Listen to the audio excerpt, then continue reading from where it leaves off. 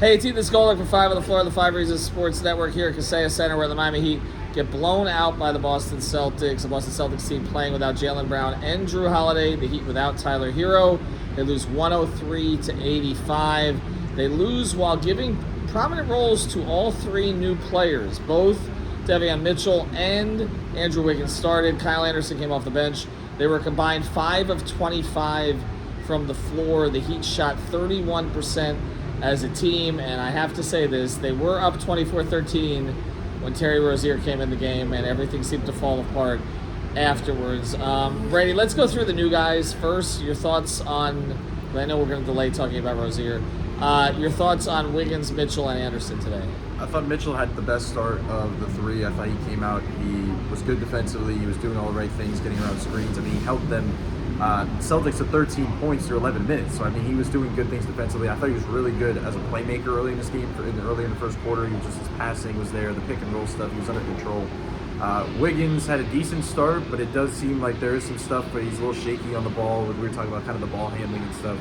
It's gonna, it'll help with Tyler back because he's not gonna have as many reps. But he's still, if you're the kind of secondary creator, that secondary ball handler, that's gonna have to tighten up a little bit because he's not gonna be taking as many threes as he did in this game. I know they want him to shoot threes and shoot things off the catch. But this one, sorry for the for the hurricane going on in the background, but they're gonna have to find ways to get him going to the basket. That's gonna only be the way. And then Kyle Anderson, I think it was what it was. I mean, he missed a lot of easy bunnies and stuff. I think he's somebody that's going to be on the outside looking in. He can get reps if guys go down. But this game to me really wasn't even about the new guys. It's about the theory of this new team. They can't score. They're leaning into the defense, and I understand, and I'm all for leaning into the defense. But with or without Tyler, they've really struggled to find ways to score offensively.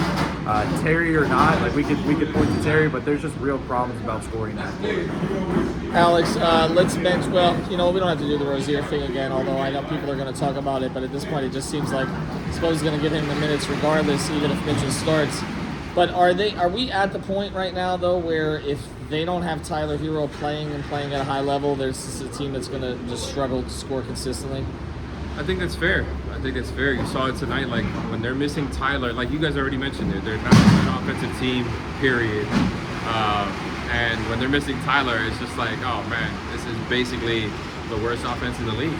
And honestly, I was thinking here, if you would have just said, what's the worst scenario for the new guys to debut with the Heat? It's probably no Tyler against a team like the Celtics, against a team like the Thunder. Perhaps, I don't know how long Tyler's going to be out, but I'm just saying, this is not a good scenario for them to start off with. They all kind of had shaky starts in their own way. I agree with Brady. I think Davion showed the most just because he was the most solid, I would say. But either way, I think Wiggins was doing too much, took too many pull-up threes. I think he was in a role he's probably not going to be in.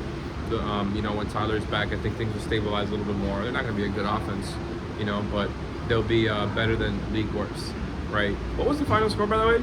103-85, and that came. So they scored 86 last game and 85 this tonight. game, and that came after 24 points in the first quarter, and actually they were on pace to score over 30 in the first quarter before Rozier came in.